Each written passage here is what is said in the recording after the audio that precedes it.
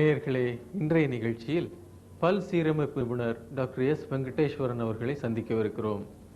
Good evening doctor. வணக்கம் sir. Sun TV என்ற நலந்தான நிகழ்ச்சியில் உங்களெல்லாம் மீட் பண்ணுறதுல ரொம்ப சந்தோஷம்.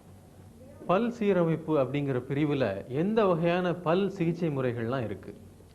பல் சீரமைப்புன்ற இதில் டிவிஷனில் ஆர்த்தோடான்டிக்ஸ்ன்னு சொல்லுவோம். இந்த ஸ்பெஷாலிட்டியில் தூக்கியுள்ள பற்களை சாதாரணமாக உள்தள்ளி சரி பண்ணலாம். அது தவிர பற்கள் நடுவில் நிறைய கேப் இருந்ததுனாக்க அந்த கேப்பெல்லாம் க்ளோஸ் பண்ணி பல்ல உள்ளே செட் பண்ணி அதை கரெக்ட் பண்ணலாம். அதுக்கப்புறம் பற்கள் தார்மாராக மேலும் கீழுமாக கோணலாக இருந்ததுன்னா அதையும் கொஞ்சம் லெவல் பண்ணி ஸ்ட்ரெயிட் ஆக்கி அதை முகபாவை சரி பண்ணலாம். அது தவிர தாடை ஜாயிண்டில் இருக்கிற ஏதாவது பெயின் இருந்ததுன்னா, இல்லை பற்கள் சீராக இல்லாததுனால ஜாயிண்டில் ஏதாவது ப்ராப்ளம் இருந்ததுனாக்க அந்த ப்ராப்ளத்தை என்னென்னு கண்டறிஞ்சு அதை சரி பண்ணி ட்ரீட்மெண்ட் கொடுக்கலாம். இதை தவிர முக்கியமாக என்னென்னாக்கா கிளெஃப்ட் லிப் அண்ட் பேலட்டுன்னு ஸ்பெஷலாக வாய்க்கும் மூக்குக்கும் நடுவில் துவாரம் இருக்கிற ஸ்பெஷல் குழந்தைங்களுக்கு ஒரு டீம் அப்ரோச்சாக ஒரு ஆர்த்தோடான்டிக்ஸும் ஒரு பார்ட்டாக அமையுது. ஸோ இதெல்லாம் ஆர்த்தோடான்டிக்ஸில் செய்கிறோம் நாங்கள். ஒருவர் எந்த வயதில் பல் சீரமைப்பு நிபுணரை அணுகணும்? சாதாரண பற்கள் இருக்கிற வயசில் அதாவது சொத்த பற்கள் இருந்ததுனாக்க அதை கரெக்டாக பார்த்து ஃபில்லப் பண்ணி ட்ரீட்மெண்ட் கொடுக்குறது நல்லது. இது சரியாக செய்யலைனாக்க உங்களுக்கு அந்த பற்களோட இருக்க வேண்டிய கேப் குறைஞ்சி போய் பின்னாடி வளர வேண்டிய கடவாய் பற்கள் முன்னாடி நகர்ந்து உள்ளேருந்து வர வேண்டிய பற்களுக்கு கேப்பை இல்லாமல் பண்ணிடுது. ஸோ அதனால் பற்கள் மோசமாக வர சான்ஸ் இருக்குது. ஸோ சின்ன வயசுலேயே ஏதாவது சொத்த பல் இருந்ததுன்னா அதை உடனே பார்த்து ஃபில்லப் பண்ணிக்கிறது நல்லது. அதை தவிர 6 வயசில் இந்த பற்கள் விழ ஆரம்பித்து நிலை பற்கள் வளர ஆரம்பிக்கின்றன. ஃப்ரண்ட் பல் மேலே கீழே ஃப்ரண்ட் பல் வளர ஆரம்பிக்கின்றன. அப்போ அந்த காலகட்டத்தில் உங்களுக்கு பற்கள் சரியாக விழலைனாக்க, இல்லை உள்ளேருந்து வர நிலை பற்கள் கோணலாக முன்பின்னும் வந்ததுனாக்க அதை உடனே கவனித்து அது உண்டான காரணம் என்னன்னு பார்த்து அதை சரி செய்கிறது நல்லது. இது பற்கள் விழ வேண்டிய டயத்தில் விழலைனாக்க அதை எடுத்து விட்டுறது நல்லது. அது தவிர அந்த எக்ஸ்ட்ரா பல் இருக்கா, அது பல் மோசமாக வரதுக்கு காரணம் என்னன்னு பார்த்து சம்டைம்ஸ் எக்ஸ்ட்ரா பல் கூட இருக்கலாம். அந்த பல் இருந்தால் ஒரு எக்ஸ்ரே எடுத்து பார்த்து அதையும் எக்ஸ்ட்ரா பல் எடுத்து விட்டுட்டாக்க அது பற்கள் தானாக நேராக வர வாய்ப்பு இருக்குது. ஸோ 6 வயதிலிருந்து ஒரு பல் சீரமைப்பு நிபுணரை பார்க்குறது நல்லது. இப்போ நான் பற்கள் நிலை பற்கள் வளர்கிற டயத்தில் பற்கள் விழ வேண்டியது, அது கரெக்டான காலகட்டத்தில் விழலைனாக்க இந்த மாதிரி கோணலாக வரத்துக்கு வாய்ப்பு இருக்குது. முன்னும் பின்னுமாக பாருங்கள், இந்த பற்கள் எங்கள் உள்ள நாக்கு பக்கம் வருது. ஸோ இந்த பற்களை எடுத்து விட்டுட்டாக்க இது தானாக நேராக வரத்துக்கு வாய்ப்பு இருக்குது. அப்படி இந்த மாதிரி ரொம்ப மோசமாக வர பற்கள் பின்னாடி இது ட்ரீட்மெண்ட் செய்யலைன்னா இங்கேயே தங்கி போயிடும். இது மாதிரி லேட்டஸ்ட்டாக வந்திருக்கிற டைட்டானியம் மெமரி ஒயர் இந்த மாதிரி எந்த அளவுக்கு பல் கோணலாக இருந்தாலும் பழைய மாதிரி வரத்துக்குள்ளேயே ஒரு தன்மை உண்டு இந்த ஒயருக்கு.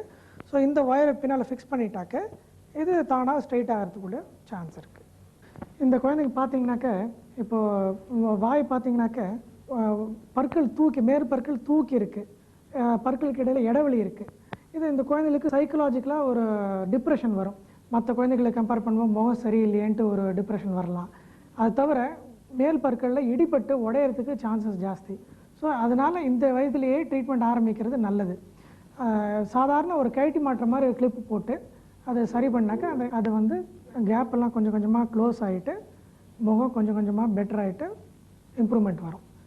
இந்த சிம்பிள் டைப் ட்ரீட்மெண்ட்டில் இதை டிலே பண்ணினாக்க அந்த எலும்புல நல்ல திக்காக ஸ்ட்ராங்காக ஃபிக்ஸ் ஆகிடும் பல். பின்னால் ட்ரீட்மெண்ட்டு கொஞ்சம் ஸ்ட்ராங்காக ஃபோர்ஸ் அப்ளை பண்ண வேண்டியிருக்கும், நாளாகும் சான்ஸ் இருக்குது. அந்த ட்ரீட்மெண்ட் டிலே ஆகும் அண்டு கஷ்டமாகவும் இருக்கும். இதே இந்த சிம்பிள் ட்ரீட்மெண்ட்டில் ஃபேஸ் டிஃப்ரென்ஸ் பாருங்கள். பற்கள் உள்ளே போயிடுத்து, உதடு ஸ்ட்ரெயிட் ஆகிடுத்து, ஃபேஸ் நார்மல் ஆகிடுத்து, அண்ட் பேஷண்ட் ரொம்ப சந்தோஷமாக இருக்காங்க. ஸோ இன்னும் பற்கள் இன்னும் பாக்கி இருக்கிற டயத்தில் இவ்வளோ ட்ரீட்மெண்ட் இம்ப்ரூவ்மெண்ட் வரதுக்கு இவ்வளோ வாய்ப்பு இருக்குது. சிலருக்கு பல்லுக்கு மத்தியில் நிறைய இடைவெளியும், ஒரு சில பேருக்கு பல்லு முன்னும் பின்னுமா வளர்ந்துருக்கு. இதுக்கு என்ன காரணம்? குழந்தைங்களுக்கு பல்லு சைஸு அப்பாட்டேருந்து வரலாம், தாடை சைஸு அம்மாட்டேருந்து வரலாம். ஸோ இந்த மாதிரி அப்பாட்டேருந்து ஒரு பேராமீட்டரும் அம்மாட்டேருந்து ஒரு பேராமீட்டர் வரும்போது அது கரெக்டாக மேட்ச் ஆகலைனாக்க இந்த ப்ராப்ளம் வரும். தாடை சைஸு பெருசாக இருந்து பற்கள் சைஸ் சின்னதாக இருந்ததுனாக்க உங்களுக்கு பல்லுக்கு இடையில் நிறைய இடைவெளி இருக்கும். அந்த தாடை சைஸு பெருசாக இருந்ததுன்னா அதுக்கு எல்லா பற்களெல்லாம் அதுக்குள்ளே இருக்கிற சைஸோட கம்மியாக இருந்ததுனாக்க அதுக்கு இடையில நிறைய கேப் இருக்கலாம். இதே இது தாடை சைஸு சின்னதாக இருந்து பற்கள் சைஸு பெருசாக இருந்ததுனாக்க உங்களுக்கு அப்படியே அது ஆப்போசிட். பற்கள் ஒன்று முன் தூக்கி வளரலாம், அப்படி இல்லைனாக்க முன்னும் பின்னுமாக கோணலாக வளரலாம். ஸோ இது வந்து போன் சைஸ் டூத் சைஸ் டிஃப்ரென்ஸ்னு சொல்லும். ஸோ இந்த மாதிரி ப்ராப்ளத்துக்கு ஆரம்பத்துலேருந்து ட்ரீட்மெண்ட்டை மானிட்டர் பண்ணிட்டு வந்தாக்க தகுந்த சிகிச்சை மூலம் சிம்பிளாக ட்ரீட்மெண்ட்டை சரி பண்ணிடலாம். இது அப்படியே கவனிக்காமல் விட்டுட்டாக்க பெரிய ஒரு 12 வயசு 14 வயசுல தான் கிளிப்பு ட்ரீட்மெண்ட் பண்ணணுன்னு விட்டுட்டாக்க அது பின்னால் ட்ரீட்மெண்ட் காம்ப்ளிகேஷனில் போய் முடியும். ஒரு சிலருக்கு பால் பற்களை முன்கூட்டியே எடுத்துடணும்னு சொல்கிறாங்களே, இது ஏன்? அந்த பால் பற்கள் விழுந்து அந்த இடத்துல வர வேண்டிய நிலை பற்கள் சரியாக வரணுன்னாக்க அந்த பால் பற்கள் விழுந்த பிறகு அந்த இடத்துல நிலை பற்கள் வரணும். இப்போ கீழே மேலேயும் ஃப்ரண்ட் பல்ல நிலை பற்கள் பால் பற்களை விட கொஞ்சம் பெரிதாக வருதுங்க. ஸோ இப்போ பெரிதாக இருக்கும்போது அந்த பால் பற்கள் விழுந்த இடத்துல நிலை பற்களுக்கு அதோட இடம் போகாது. ஸோ அதனால பக்கத்தில் இருக்கிற கொஞ்சம் பால் பல்லை எடுத்து விட்டுட்டாக்க, இல்லை விழாத பால் பற்கள் அது தங்கி இருந்ததுன்னா அதை எடுத்து விட்டுட்டாக்க நிலைப்பற்களுக்கு தேவையான இடம் கொடுத்தாக்க அது தானாகவே நேராக வரத்துக்கு வாய்ப்பு இருக்குது. இது செய்யலைனாக்க அது பற்கள் முன்னும் பின்னுமாக தங்கி விடுகின்றது. அந்த வேறு ஃபுல்லாக ஃபார்ம் ஆகிடுத்துனாக்க அந்த இடத்துல திருப்பி கிளிப்பு ட்ரீட்மெண்ட் பண்ணி அதை சரி பண்ணாதான் சரியாகும். இதெல்லாம் கிளிப்பு ட்ரீட்மெண்ட் இல்லாமல் தானாக சரியாகணுன்னாக்க இந்த சின்ன வயசில் இந்த பால் பற்களை எடுக்கிறதுல தப்பு எதுவும் இல்லை. சில குழந்தைகள் வாயில் விரலை வச்சு சூப்பும், அப்படி இல்லைன்னா நாக்கால பல்ல தெத்திக்கிட்டே இருக்கும். இதனால பல் அமைப்பு மாறுறதுக்கு வாய்ப்பு இருக்கா? அப்படி ஏற்பட்டுச்சுன்னா எந்த வயதில் அந்த குழந்தைகளுக்கு சிகிச்சையை ஆரம்பிக்கணும்? குழந்தைகள் விரல் போட்டுக்கிறது வந்து ஒரு சைக்கலாஜிக்கல் எஃபெக்ட். அது ஒரு செல்ஃப் கான்ஃபிடன்ஸ், ஒரு ஃபீலிங் ஆஃப் செல்ஃப் செக்யூரிட்டி மாதிரி ஒரு இதில் ஆரம்பிக்கிறாங்க சின்ன வயசில் இந்த குழந்தைகள்லேருந்து. அது சில குழந்தைகள் கண்டினியூ பண்ணிடுறாங்க கொஞ்ச நாளைக்கு. ஒரு 4-5 வயது வரைக்கும் இது நார்மல், இது வந்து ஒன்றும் ப்ராப்ளம் இல்லை. ஒரு 5 வயதுக்கு மேலே ஒரு பால் பற்கள் விழுந்து ஃப்ரண்ட்டில் இருக்கிற நிலை பற்கள் வர ஆரம்பிக்கும் போது இந்த பழக்கம் கண்டினியூ ஆச்சுனாக்க அது வந்து புதுசாக வர நிலை பற்களை வந்து ஃப்ரண்ட்டில் தள்ளிடும். ஃப்ரண்ட்டில் தள்ளிட்டுனாக்க அதுக்கப்புறம் எலும்போடு சேர்த்து வெளியில் வரத்துக்கு வாய்ப்பு இருக்குது.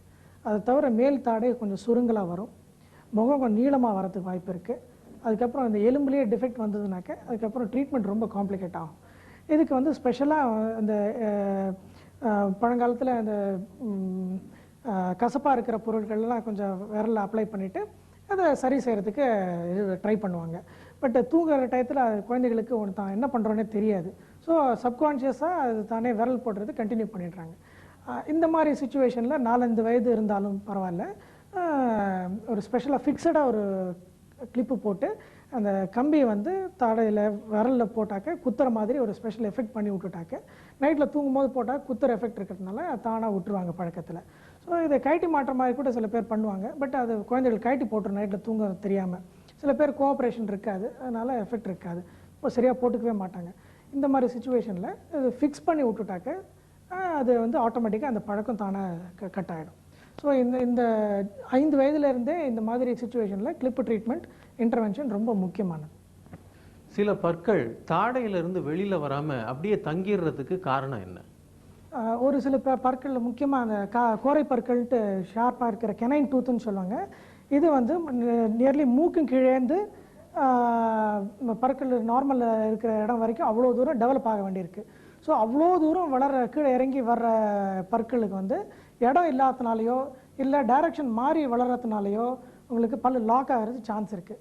ஸோ இந்த மாதிரி லாக் ஆன பற்களை பார்த்து கவனித்து அதுக்கு உண்டான ட்ரீட்மெண்ட் சரியாக கொடுத்து அதுக்கப்புறம் வந்து பாக்கி இருக்கிற பற்களை சரி செய்வது நல்லது.